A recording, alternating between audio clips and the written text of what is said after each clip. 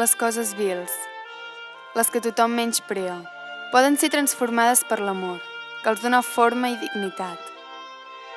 L'amor no el guien mai els ulls, sinó la fantasia. Per això pinten cec a l'alat Cupido.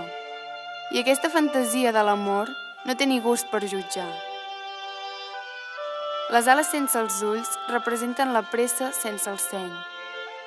És per això que diuen que l'amor és un nen, perquè quan fa una tria, s'enganya molt sovint.